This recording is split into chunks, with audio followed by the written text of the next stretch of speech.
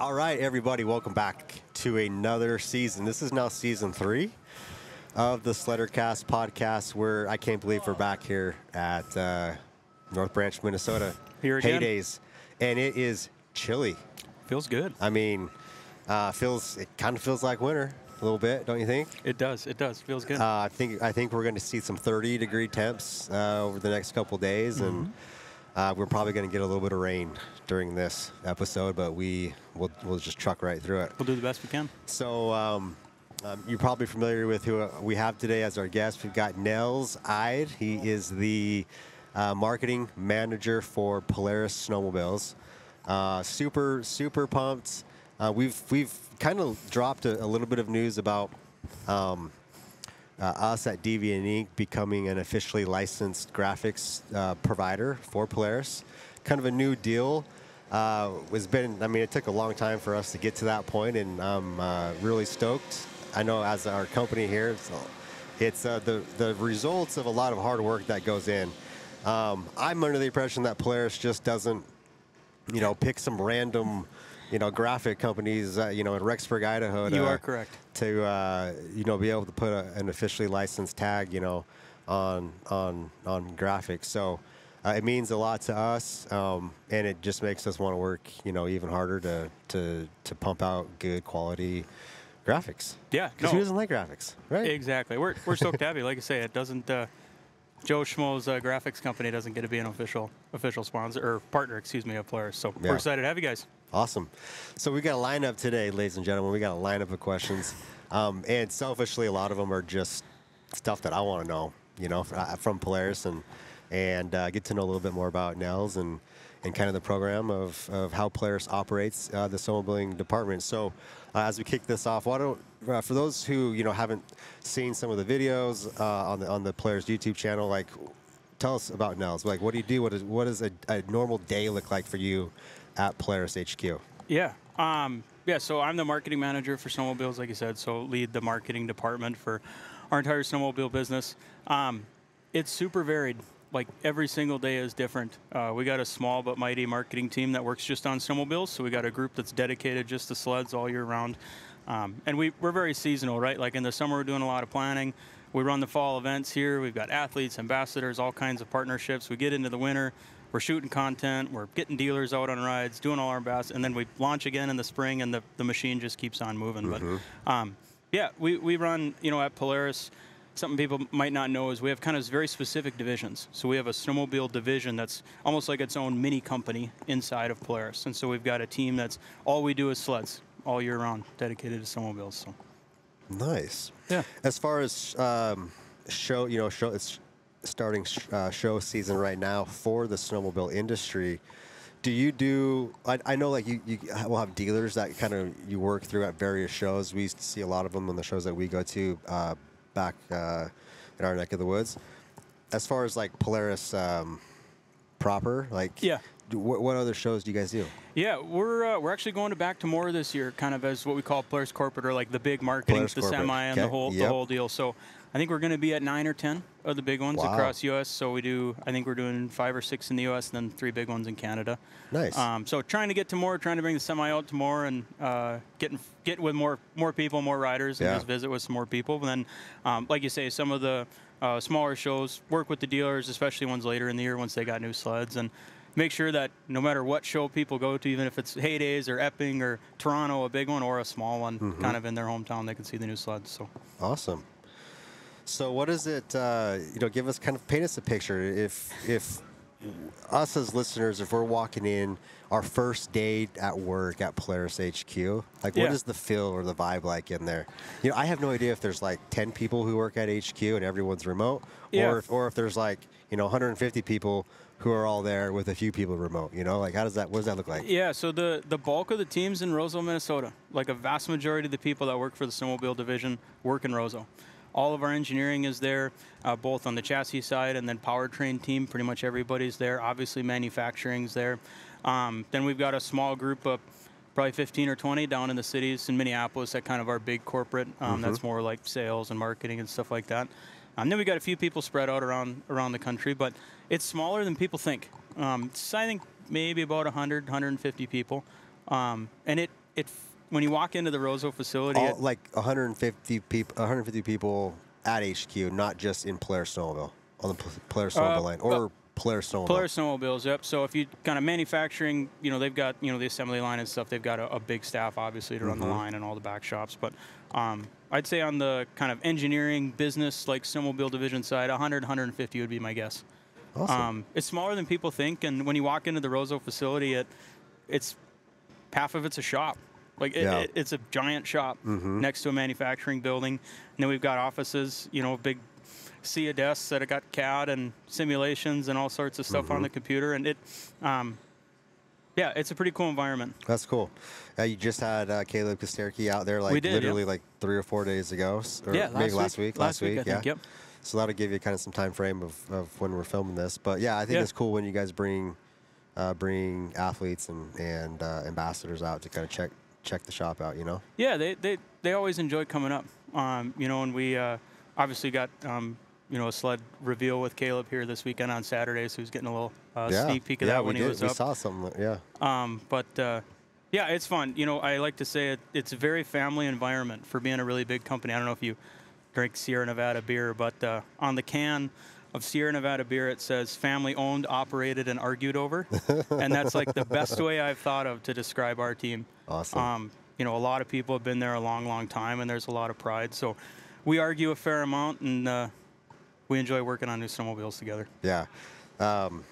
You can tell you have a healthy working environment when you can be in a boardroom or in a meeting and have it get heated, right? But then still be able to go out and hang out and be like, remind each other, I like you. Like we like each other, right? For sure. So that's a good relationship when you can have those kind of hard, the hard meetings and decisions, but still, have a kind of a family environment there. So yeah, we like to say we can't do it alone. Building a new snowmobile platform, new engine, whatever it is, it takes all of us. Yeah. And so we have to work together, and that comes with some good disagreements sometimes. For sure. So,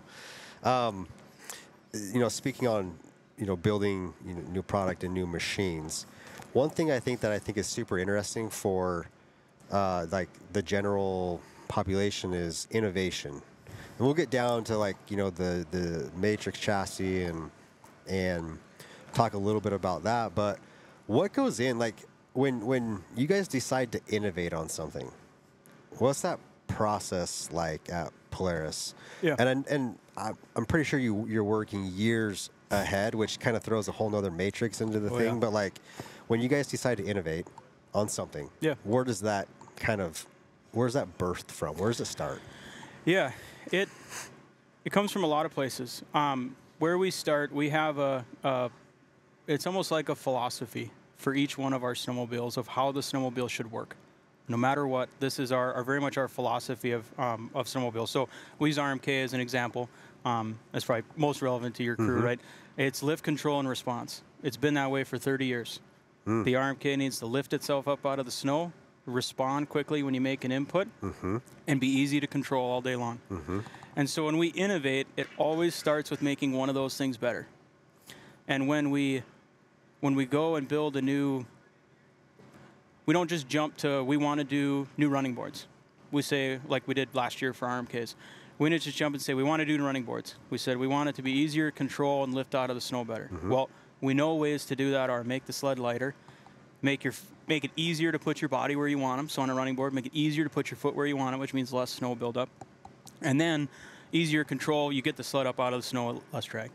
Then we start to work on, okay, how are ways we could do that? Running boards were an opportunity. We did some prototype work, and we worked through the analysis and all the work that has to go. But it does start with the customer. I think that's something that people maybe don't always believe, or it's easy to think that it's not true. But we sit and argue over what the customer wants. Yeah. What does the rider want? What do they want their sled to do better when they're out on the hill or on the trail or working with their sled? And then it really does flow from there.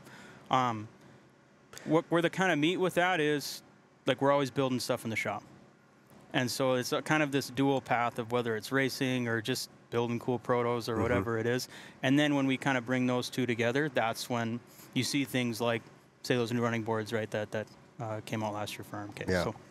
Now, you guys, you're building and prototyping this stuff in the Midwest, and there's a segment of that stuff that is, trail riding, but a lot of this, I mean, Rocky Mountain King didn't just get, that name just didn't get made up, right? So, like, Correct. A big segment of your market is out west, but you guys are Midwest. Yeah. If you build something, prototype something in the summer, you can't really get direct input, right? So, is there a lot? I'm guessing there's a lot. You have a lot of athletes and partners out west where you're tweaking something, dialing it in, sending it out, get some input there. Like, is that kind of so our team spends an insane amount of time on the road. Our engineering team spends a lot of days away from family. I think last year I had 53 days on the snow, and I was not even close to near the top of what some of these guys are doing. Kind of a fun fact, so our engineering team, we have 6 matching gooseneck trailers and 1-tons. Every kind of subgroup has their own trailer. And last winter, those 6 trailers did almost 100,000 miles in the winter. So we've got little kind of shops or base camps all over, and then we hit the road. And that's different than, how some others do it. Other groups where they've got a western home base and an eastern home base, and what we believe, it's more difficult to do it, we think, the way we do it. But you have to go find all the snow. If we just ride in, you just ride in Teton Valley, right? That's all you do is you just ride there. It can work really well, but you got to go to Chris's and make sure it works at 13,000 feet when you can't breathe. You got to go to Alaska, make sure it works at sea level. Got to go to Scandinavia, make sure it works in the weird snow. It really is all over. So our home base is in Roseau, of course, but we spend a lot of time on the road. And when you really stretch the geography, you can stretch the season, right? So we're in Alaska in November, and we're still in the mountains in May. And so it does give us a little bit longer year, but it's a lot of time trying to find all the little bit of snow we can. And the other kind of equation you got to throw in there is, like, you can't. There's a certain amount of months of the year where there is snow on planet Earth, right? And sometimes there's more, and sometimes there's less, and so there's so many variants that play into that. So there is, and we have to plan.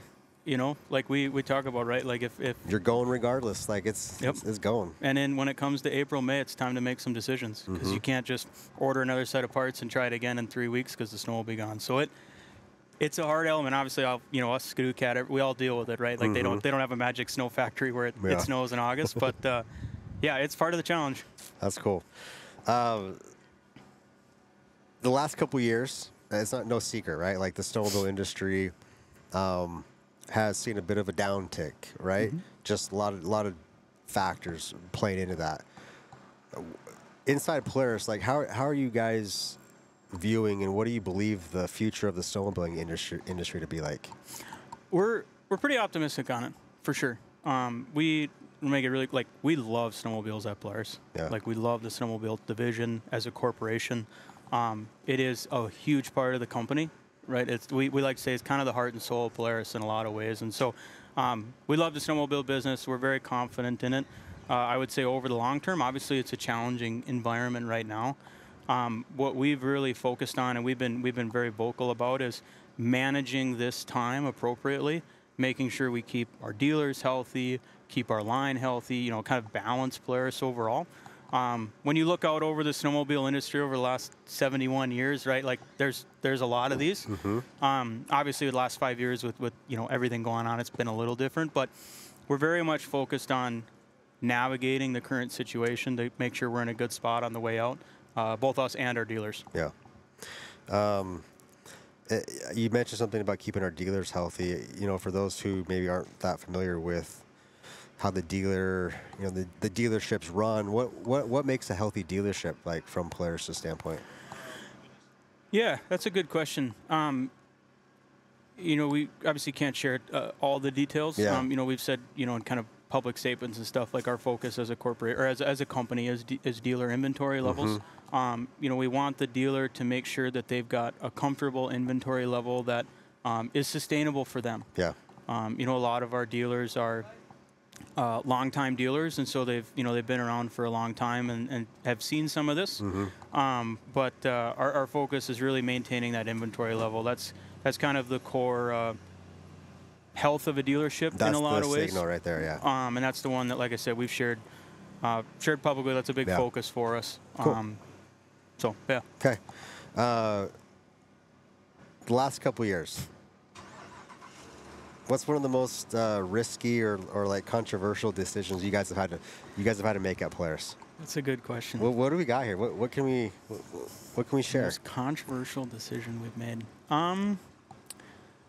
I would probably say 9R, and not for the reason that people might think. Snowmobiles are, when you look over the last 70-some years of snowmobiles, it's very odd how closely we have all followed each other in a lot of ways, right? You know, you look back at the 2000s, and all three of us went big bore at the same time, like literally as a group, and then everybody went back, you know, to smaller displacement, lighter weight. You know, obviously us and, you know, BRP beat us to the turbo punch by a year, but and there's a little bit of comfort in that in some ways, because it's such easy comparability. You can compare pricing, like you just know where you stand. 9R was, I mean, technically a big challenge for us. It's a 900 improved rimshy engine that runs on pump gas. Like that's literally what it is. That's not an easy thing to put out in the world. But then also it was in kind of a league of its own, right? It kind of sits off by itself. We have an 850, they have an 850. You know, Cat's got an 858. Like they're all right there, and then we just threw this 900 out there. That's pretty expensive. It's got some crazy high-end parts in it. We thought it ripped really hard, right? Everybody that rode one loved it. So it was unique, and I think challenging from something different to the market. It doesn't have any real comparables. Like I say, it's a really high-end NA two-stroke. It's got a lot of high-end parts in it, and we wanted to make sure that it worked how good our 900 improved engines worked.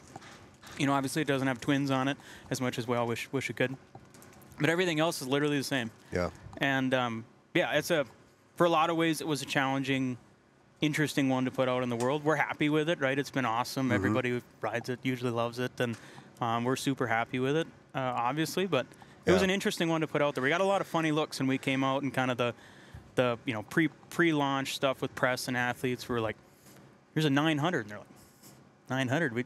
Really? What? Like, what are we going to breaking the mold here? Yeah, guys. like this is kind of different." So yeah, it was an interesting one. Yeah, no, I can totally see that. You know, there wasn't a blueprint there, right, to kind of model off of, and so you kind of setting that blueprint up. But no, we're big fans. We got my 9R over there. I choose that over our boost. So Mac takes the boost on days, but it's just like. Yep. You know, it's like the perfect weapon. Unless you can guarantee, 3 feet of POW every day, like, take the boost if you can guarantee that, right? But if not, like, this thing is so fun. It's so capable. Yeah, you're kind of going back to, like, one of your first questions, like, how do you guys decide to innovate? You know, with RMKs, it's lift, control, response. 9R makes all three of those better. Yeah. It hits quick. It lifts up out of the snow faster because it hits quicker. It's lighter. It's got more mid-range. Responds faster. And then it's easier to ride. Yeah. Like, it makes the vehicle feel lighter because it responds quicker. So, yeah, we're happy we did it, but that was an interesting one to work through and put out in the world. Yeah, I know you can't talk much about, like, what kind of stuff's coming next. And I wanted to talk, we look at the Matrix chassis, and with all chassis, there's some kinks you got to work out. That's a pretty sweet chassis right there. And, like, I think as a industry in general, you kind of look at the machines and you're like, take the outliers out, right? How can you possibly make this machine better? Like, so, like, as we look at the Matrix chassis, like, hey guys and gals, if you love the show and want to support us, head on over to deviantinc.com. Use the code SledderCast, save some money on your next premium custom wrap. If you've spent any time on deviantinc.com, you already know it is the best, easiest custom wrap builder tool out there. With its new interactive design tools, makes designing and customizing wraps super slick. We're big fans of the new color mixer tool. It randomizes colors until you land on the perfect combo. The design mixer tool is a game changer when you already know what colors you want and you want to see all of our designs in just your pre-selected selected colors. So head on over to deviantinc.com, use the code SledderCast, save some money on your next wrap purchase. Let's get back to the show. Like, how do you guys think about making that chassis better? It's a good question. It is something, that challenge is so unique in snowmobiles because there's nothing else like them on planet Earth. When we look at motorcycles, or I think wreck side by sides are the perfect example, right? Like Razors and X3s. I mean, the performance they're pushing is crazy, but there's also Class 10 cars and trophy trucks and pre-runners, and there's all this stuff that's bigger and arguably maybe pushing some more, right? Just because trophy trucks are $1 million builds, right? So they can do anything. And so there's a lot of things you can look for with snowmobiles. They're like the most unique vehicle on Earth. Yeah. And when you go talk to snowmobilers, a lot of them say what you said, like, "Oh, this thing's awesome. How do you make it better?" We kind of think about it in two different ways of thinking, where we consider the chassis kind of like the foundation of the house, like the frame of the house, and you got to get that right. And we think we did with Matrix. But the fun part about how we've done it is we can keep kind of remodeling a room at a time or do an addition or something like that with things like suspension, powertrain, technology, things like that. Across the whole line, we launched new Voyagers, and the Voyagers probably aren't super cool to a lot of people that watch this, but they're built on the same platform as like a XCR, and we were able to build a really cool wreck sled that does things for that audience and those riders that they've never been able to do before, using the same foundation. So the Matrix foundation is awesome. We've done a lot kind of on top of it when it comes to, like I said, suspension, powertrain, things like that, and we got more in the barn for sure that we're working on. But it's a good foundation of the house. So there's been some chatter online about some IP that I don't know how long it was launched. I don't know if that's public, right? Like some carbon fiber frames, side panel. I forgot what I saw. There was a IP release. Okay. Yep. So the way patents work is once they're approved, after a certain amount of time, they're released to the public. Okay. And I think that's all I'm allowed to say. Okay. So if you want to go Google that, I guess they can go Google that, right? That is how, like I said, that's how patent applications work in the U.S. And well, cool. Yeah, so go Google that. That's all I'm allowed to say. Yeah, you'll find it on Facebook somewhere. Yep. I have kind of an interesting question here. Not sure what how much you can share on it. When you guys have to issue, like I could only imagine being on your side.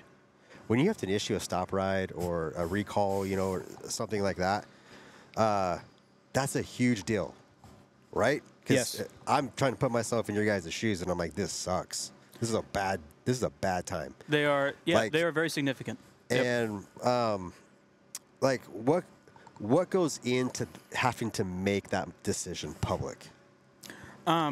So it's two pieces. Okay, let me pause it, because I think a lot of us, what we're thinking is like, hey, someone wrecked or went off a bump, and then the handlebar jabbed me, and there's maybe one person who that happened to, and now we all have to take our sleds in and get the new handlebar hooks. Yep. So that's kind of like, yeah, I could be way off in that assumption, but I think a lot of people kind of feel like think similar. But like, so what goes into? Yeah. So we it would shock people how, what we call it, post-sales surveillance. It's a fancy term for basically saying like understanding what's going on in the world with our products. People would be blown away if they knew how much data and insights and like monitoring we're able to do through our dealers and warranty and things like that. But also, like, our team is super connected. Like we try and know everybody in the snowmobile world to know what's going on. So we're very closely watching for all kinds of feedback, inclusive of potential issues like that. We have taken a route of being very focused on, if there's an issue, we're going to make it right for all of our customers. That's very important to us. So that is our position as a organization. If we got an issue, we're going to own it. We're going to take care of it. Yep. Because that's our commitment to customers. The other side of that is that as an American company, American manufacturer, we work with CPSC, and we follow their process. And so we are very committed to, like I said, owning those issues and making them right.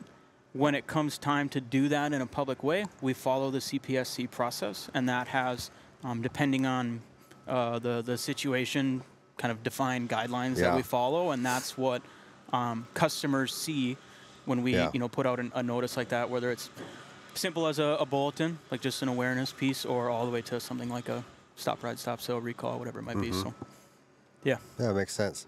Now, I mean, it takes. I'm guessing it takes a lot of the guesswork out when there are those guidelines of like we've entered this protocol. Here's the blueprint and the guidelines of what we have to do next. So, awesome. Well, not awesome. Those stop rides suck, but good to hear kind of from the inside of how those things work out. SnowCheck, I know there's kind of been some interesting conversation, for all OEMs. Yeah. How do we breathe life back in? Once again, another assumption coming from me, but how do we breathe life back into the SnowCheck program? Maybe I'm wrong there, but maybe you guys, what's your perspective? SnowCheck is, you explain SnowCheck to somebody who's not in snowmobiling, and they're like, what? Why do you do that? Like, what are you talking about? Like, even like, our counterparts that work in, off-road or boats or something, we're like, so we're launch our sleds, and then our customers get like a month to order them. But we already like ordered the parts because the lead times are so long. So we're like kind of already building them, and then they're going to order them, and then they're going to get them later. And it's just, it's incredibly unique to snowmobiling. For Polaris, right, SnowCheck specifically, like over the last 30 years, it's evolved a lot. It has ebbed and flowed to kind of meet where everybody's at, the industry's at. When we have crazy new products like 850 or something like that, right, that's different than maybe a year with not as big a news. So we're always talking about SnowCheck. Yeah. Like, we absolutely do not just say, yep, this is how SnowCheck works at Polaris, and we do it every year. Like, we're always evaluating it and trying to use it to our advantage. And I think, my speculation is that the guys in the yellow and green trailers are doing the same thing. Yeah.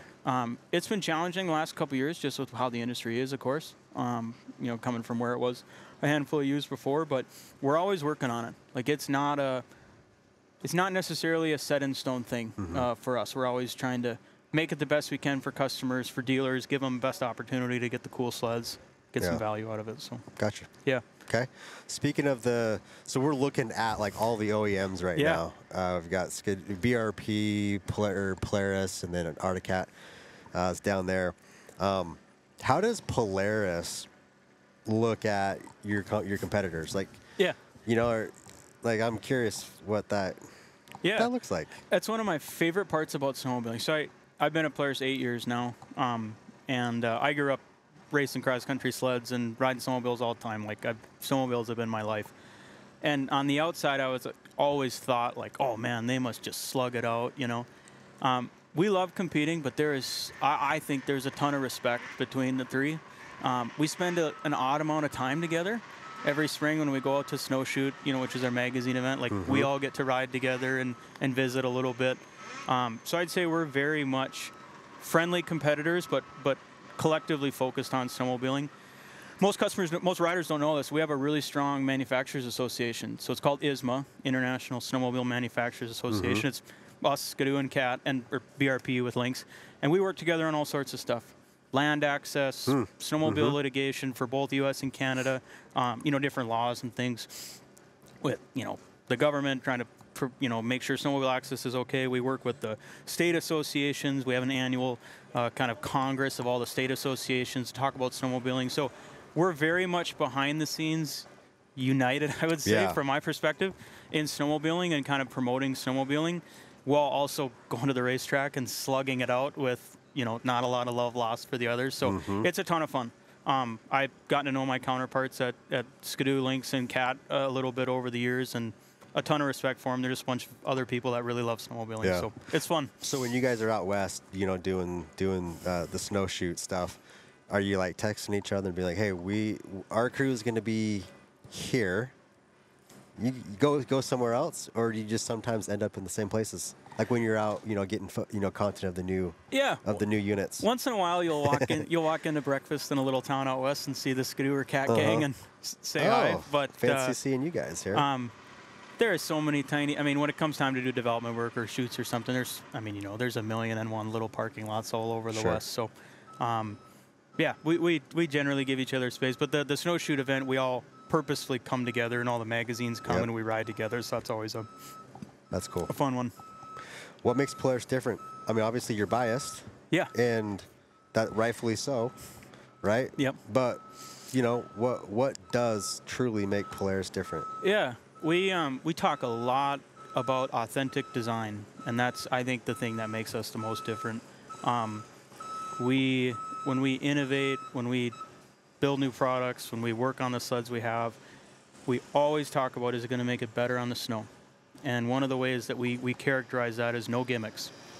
My old boss used to say that. He's retired now. We always say, we're not just going to do it if it's a gimmick. We're not going to do it because we think people think it's cool. We're going to do it if it makes the snowmobile better. Whether that's a Titan backing up in deep snow or boosted RMK going straight up the hill, XCRs on the rough, whatever. So I think that our sleds have a little bit of a edge of authenticity to them, and that they just work. And the conditions that they're for, they perform every time, and there's nothing on that sled that's distracting, that doesn't actually need to be there. There's not body work in the way of where your body should be. It's narrow, it's compact, it's easy to move around, it flows with you, and it's just built for you. And I think that we talk about that a lot internally, and I think you can see it in elements of our sled. Yeah. And kind of riffing off of that and going into like the future and the progression of the snowmobile, especially from Polaris. Share what you can. Hopefully it's a lot. Everybody wants that.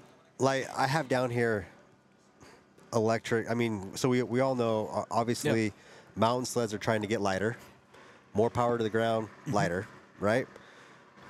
But the electric thing, it's kind of like this thing where it's like, so many things are going electric. We've got our e-bikes out here that we brought with us. Yeah. They're so fun. They're so quiet. Yes. Does the snowmobiling community want that? I'm curious, when you guys are looking, you've got your board, right, of the blueprint or the roadmap. How much of that board is sectioned to electric sleds? I think of what I could say here. Kind of like I said up front, we don't decide the solution. We don't start with the solution, right? An electric snowmobile is a solution to a problem. Yep. We don't start with a solution. We start with what the customer needs. What does the rider need? Obviously, as Polaris as a whole, we're working on electric. We have an electric Ranger that's been out for a while. We've announced some electric partnerships we've done. We've been doing different stuff over the years. But when it comes to snowmobiles, we start with that solution. We start with what they're looking for and then work towards the solution. Obviously, BRP's got electric snowmobiles out. They're pretty cool.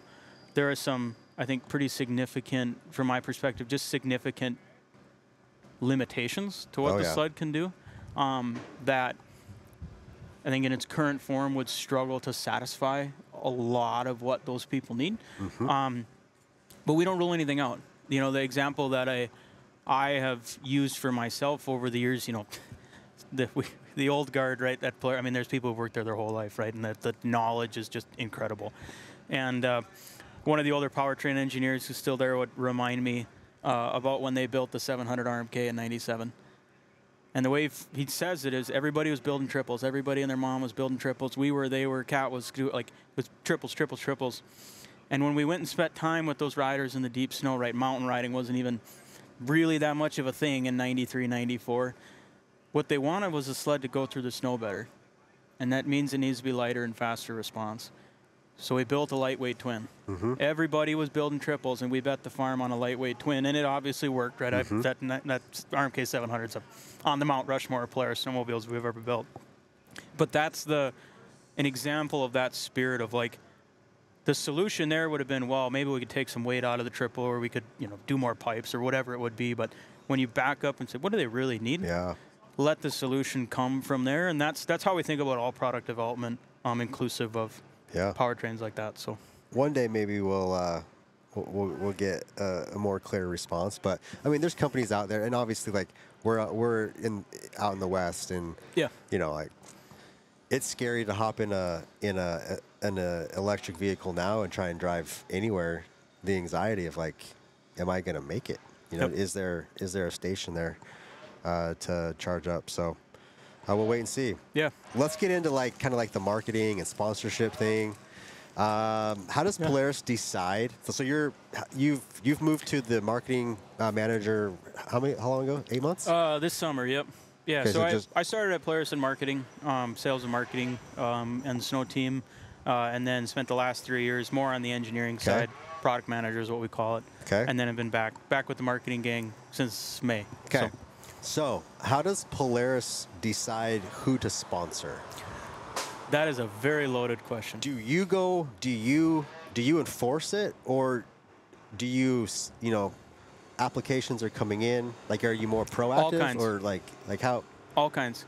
There are some that we have gone out and pushed hard on. I think if you pay close attention, you can probably decide which ones those are. Mm-hmm. People are riding a different brand, or they're on a different program. There have absolutely been ones where they kind of come to us. There's been a couple, again, I can't name names, right? But there's been a couple where we get the email and they're looking for a ride, and we're like, oh, what's going on here, this buddy? would be awesome. Like, I didn't think they'd be interested in a ride from us. So it's all kinds. I would say our approach to sponsorship overall is we're looking for longtime partners. When we're looking at sponsorships, we're looking for people who we think want to have an opportunity to be a part of our brand, and it sounds cheesy, but like our family for a long time. I think you can see that, right? Like, obviously we pushed hard on Chris, back in 2010. He was a cat guy, right? I mean, through and through. But when we worked with him throughout that winter, obviously it was before my time, but when the team worked with him that winter, there was a long-term partnership there, and obviously that's grown. You look at Levi and Dan and some of our longer-term athletes. So I think the other thing we're always looking for is what do they bring to the team, and not just like the team, kind of our athlete team, but just Polaris overall. We're always looking for different locations, kind of new faces, people who think about sledding differently. Caleb was a great one. Like, he just brings a totally unique element to our crew. Yeah, absolutely. And how he rides, how he does content, just who he is as a person. It's a lot goes into it. Yeah. It's probably obvious to say, but we can't sponsor everybody, and that sucks sometimes. That we got to pick and choose. But yeah, we're focused on good partnerships for us overall for a long time. All right, guys and gals, Trail is one of our newest program supporters here at the Sledder Cast podcast. You can find them at trail.com. They are coming in hot with all the goodies, all the backcountry essentials. A few of our favorite must-haves are the Grizzly folding saw with razor sharp teeth that plow through those pesky branches with ease.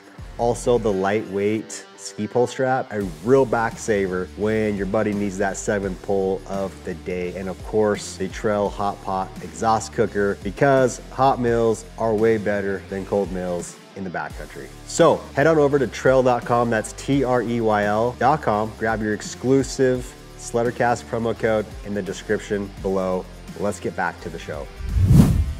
Okay, so if I'm that guy or gal and I'm seeking some sort of sponsorship or ambassadorship, right, with Polaris, are there, a couple things that you can, clearly say, hey, if you can get really good at doing these few things, it'll give you a really good shot. It'll point you in the right direction. Yeah. The way I'd say it is everybody's got an Instagram account now. Mm-hmm. Everybody's got social media. Everybody's got a YouTube. I think the piece that I personally am always looking for is what makes them a little different, a little unique. What do they bring to the team? I think another misconception out there is it's not just how good are you at riding. It's not, we're not a football team. If you don't, it's not that, oh, I did a bigger reentry than that guy. How come I'm not sponsored, right? Like, we're not a football team where if you play better than the guy in front of you, we're going to put you in. You know, on the marketing side. Racing, that's that's kind of over here. We're here to win races. But I'd say on the marketing side, I think that's something people think, like, I just got to get good enough at riding and then I'll be in. And that's obviously an element of it. But, you know, who do you reach? Do you have a little segment or an audience or a different group of people that is unique to you? Do you do something different that makes you unique? I think in the age of, we call it the sea of sameness on social media. After a while, everything starts to look the same, right? How do you break through with that? While also being a really good person. Yeah. Like that's like I said, we're looking for long-term partnerships. Like that's a big deal to us. So you got to have all of it. Yeah. No, that's good. I had a really good last season. We had a really good episode with Dustin Pancari with Climb. Yeah. And we went over like the 10 things not to do if you want to get sponsored. And Dustin brought, I brought, some good stuff from like, our perspective at Deviant Inc. Climb has, the kind of their list of things not to do, which a lot of that probably bleeds through or across, from Polaris. For sure. But, check that episode out if you are curious. I think there's, some really good guidelines as far as just don't do these things. Like, there's some things, just don't do it. Like, you can choose to publish it or not, or say it or not. And, if you're seeking to do some of those things, like, just don't do it. Like, sit on it for a day or so and see if it's, if it's still heavy on you, like you want to do it. But yeah, this is my own perspective. As the OEM, as an OEM, there's an extra level when it comes to a partnership. There's a ton of aftermarket companies, right? Obviously, and when they get somebody a discount or kind of an entry level sponsorship, there's just more, kind of more everyday, right? Like, okay, yep, yeah, cool. I got to deal with you guys or got to deal with somebody else. When it goes to the OEM level, it's just there's another level of expectation, and so that's why, like I say, we're pretty picky.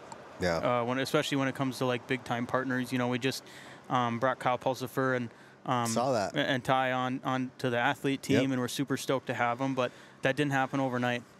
Ty and Kyle, in their own way, have been a part of the Polaris crew for a while, and they didn't just we didn't just see him on Instagram and call him up and offer him a deal. That's for sure. Yeah, got to put the time in. I had to send Nels this one like in advance. Obviously, you've probably seen an episode we did last season with Kyle Saxton, and we had a good conversation. We chatted about an instance where he was out with the Polaris team on a ride, had some unfortunate things happen. Felt like Kyle was pretty respectful in kind of his storytelling or recalling of that event. And what a lot of people don't realize is because we just posted that reel like a month or two ago. Yeah, that didn't happen this season. It happened last season, so it's almost like it's like a year and a half ago. So a lot of this stuff, was going on, and there was some kind of crazy comments. The reel kind of took off. Kyle's video of the one of the big things he did on there blew up. So just kind of a lot of attention was thrown there. I thought it would be maybe helpful or just interesting if we could get a little bit of Polaris, thought on that. And a lot of it is me because, like, I wasn't trying to, like, purposely, throw shade. Like, we're officially graphics, licensed graphics, provider for Polaris. So, but I was curious, like, what does Nels, what's kind of his perspective there, and like how would he address or respond to? Yeah. I was there that day. Like I was with him on the ride. I can't contract wise, and honestly, I respect Kyle. Like I'm absolutely not going to talk about that. He was an athlete, not anymore. But we're good with Kyle. Like I think even though he's not on the athlete team, kind of like I said, we have a lot of sponsorships that people don't see. we sponsor a lot more people than just the 10 people that are big Polaris athletes in different ways. So Kyle's still part of the family. We sponsor him with some sleds and some parts, and we're stoked to have him ride Polaris. Unfortunately, for a lot of reasons, not just what I think the comment section thought it was, not on the athlete team anymore. But like I said, we're stoked with what he's doing. The Ride Fast stuff he's got going on is awesome, and we're still sponsoring him just in a different way. So that's it's there. But I'm good with Kyle. Yeah, Like we're good. He's riding our sleds. We're good. I think with the poor job that video did was it made it seem like there was a direct cutoff, like a snap right there. It's never that easy. It's never that simple. Like I say, like I just said, right, we're looking for long-term partnerships in all of our partnerships, not just the athlete team, but organizations we partner with, whoever it is. And so we don't make rash decisions on the back end when that's what we're looking for. But yeah, like I said, we had a lot going on. Obviously, the snowmobile industry's had a lot going on.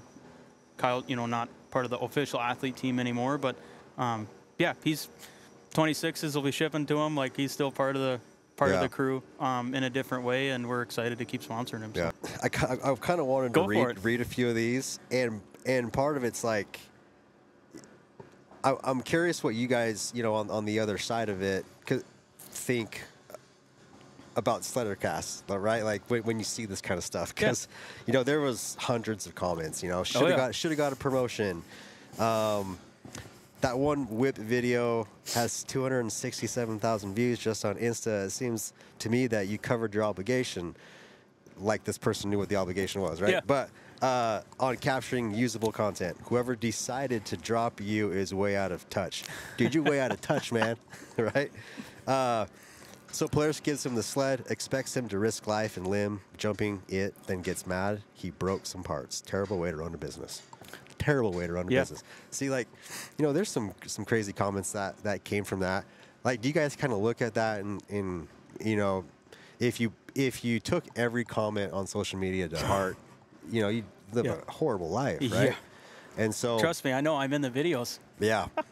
So, like, how do you guys address that besides just being like, come on, Sledder Cast, why the crap did you let something like this roll? It's all good. Like, I mean this when I say it. The passion is why I love snowmobiling, and I think that snowmobiling is the highest passion I've been able to find in anything. That's part of why I personally am addicted to it. So that comes with all of it, and I love it. Yeah. We don't harbor any ill will. Like, people love snowmobiling, and we love that. We want them to keep loving snowmobiling. But like I say, I can't get into the details of it, but yeah, that wasn't like you said, the hard cutoff. That's just not how that stuff goes. Yeah. And the passion, like you said, we'd probably be questioning, like, if no one did say anything and no one cared, like, lack of passion. That's that could be taken a whole different way of, like, where the industry is going, right? Like, you want that passion built up. Mm-hmm. And people don't have the whole side of the entire story. A lot of people weren't there. They're armchair quarterbacking. Yep. And I kind of wanted to give Polaris and you guys just at least on our channel, because it's where it kind of stemmed from, was it wasn't like a snip snap, see you later. And Kyle also called me also. Well, we talked after the episode. He called me when that was published. We chatted about it for a little bit, and I think everyone's good now. Yeah, right? no, we're like. Honestly, when I saw it go up, I was like, "Is this an old clip or something?" Yeah. I obviously follow you guys on Instagram, and I was like, "Is this old?" Or, why are they posting this now? And then I was like, "Okay," and but yeah, no, we're good with Kyle. Like I say, stuff happens. We're always trying to get better. That's one of the things we ask of our athletes is, in our sponsorships, partnerships, again, not just the 10 people that you see on our website as athletes, right, but the other 100 groups and people that we support in different ways. So that's what we're always looking to do. But, yeah, no, we're good with Kyle. I talked to Kyle after it too, Awesome. and yeah, we're just fine. Like I said, his 26s are shipping soon, so Yeah. I think he's all right. And he'll be out here too. I think he's jumping over there. So. I think so, yeah. Yeah, so we'll see him in Yeah. here in a couple days. We love Kyle too. Obviously, he's one of our top pro riders here at Deviant Inc. So yeah, it's hard worker. That dude's Yeah. a hard worker. for sure. Yeah, being an OEM and snowmobiling's tough. Like just like to dive into the comments a little bit. The expectations, I think, of what Perfection. a normal snowmobiler has, when you look at like other comparable industries, like you like at moto or side by sides or boats or something like that, the expectation on nearly all fronts, and I tell myself it comes from the passion. I think it does. I believe it does. But it's challenging some days for sure. We're building the highest performance, vehicles you can buy. A Boost RMK has a power to weight ratio of 2.5 to 1, about, right? Like 2.5 pounds for every horsepower. I mean, there's nothing other than a purpose-built race car that comes close to that, right? A Pro R Razor's 10 to 1, and ours comes with a 3-year warranty. And then we go do, they go jumping through the backcountry. Like the expectations on the product, on the sponsorship, all the different racing that we support, it's a lot. Yeah. And so we try and do as good as we can and keep everybody going, but it can be challenging. Yeah, for sure. Nels, we're down to a rapid fire round. So Oh, boy. And these are meant to just be quick. You're right, Okay. just off the cuff. Okay. Are you ready for these? I'm ready. Okay. Favorite Polaris sled of all time? So it's actually a good story. I'll share this for a Okay. second. So I grew up riding Arctic Cats. Okay. It's all we rode, green sleds. Still have one. And when I was in school, in college, I had an M8 that I modded to Kingdom Come and thought that was the right thing to do, and I made it way worse than it actually was. And we all had, M7s and pro rides and stuff. And then it would have been December of 2015, we all went out to the Grand Mesa for winter break because they were the only place that had snow. And one guy in our group had bought an 800 Axis RMK, very first one, the red and white, Okay. first launch edition, the raw. We rode for the first day. The snow was killer. We were all happy. Next morning we go out and Dan lets us pass around this Axis that he's bought. And the other 5 of us, like the whole trip was wrecked because we were just like, well, that is like so much better than what we brought to ride. So that one is always probably a favorite That of one mine. holds a special place. And I think we'll look back in 20 years and the Axis will be one of the best platforms we've ever built. I mean, Yeah. that thing was incredible for a lot of reasons. But yeah, that first 800 Axis I rode, I was pretty mind blown. So that's probably my favorite. Okay. Maybe we already answered. Maybe you didn't. If you didn't work at Polaris, and let's just say you couldn't own a Polaris snowmobile, what sled would you ride? If I'd have a Skidoo or Lynx or Cat, Yeah. Which one would you go for? that's a tough question. I would probably ride. Right now, I'd probably say a free ride. Okay. NA boost, Probably a turbo. turbs. Okay. However, I'm a pretty big fan of that new Cat. Not a huge Alpha guy, personally. So they obviously launched in May, so we didn't, usually we all ride each other's new stuff each spring, which is pretty crazy when you think about it. But they didn't have their sleds out, so curious to see what that Catalyst with a twin rail is Yeah. like. I think a lot of people are. Oh, for sure. But yeah, if I got to jump on a Skidoo, a free ride's usually my go-to. Okay. This one might tie back to more of your engineering and production days at Polaris. But is there a single feature that you fought super hard to keep in production? That's a good question. Single feature. This might be a silly one, 'Kay. but the blue head on a 9R. So 9R head is painted blue, Okay. and it costs a couple bucks 'Kay. to paint it blue rather than leave it raw. But I've always thought it is, like, you look back at old engines, XLTs, and even red top VES motors, like, I think that painted head is just, you open the hood and you're like, that's freaking sweet. Yeah. So I pushed pretty hard for that one over the years. Okay. It's easy to save a couple bucks and just not paint it, but Yeah. when you add oil in the morning, you can open it, and if the sun hits it, it's gloss blue. You're like, that's pretty cool. Yeah. Nice. What scares you about the industry?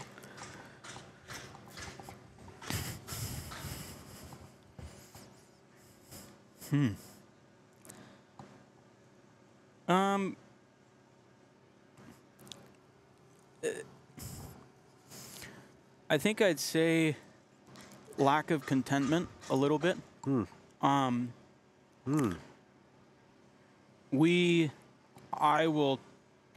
believe that snowmobiles innovates faster than any other industry on earth. I firmly believe that.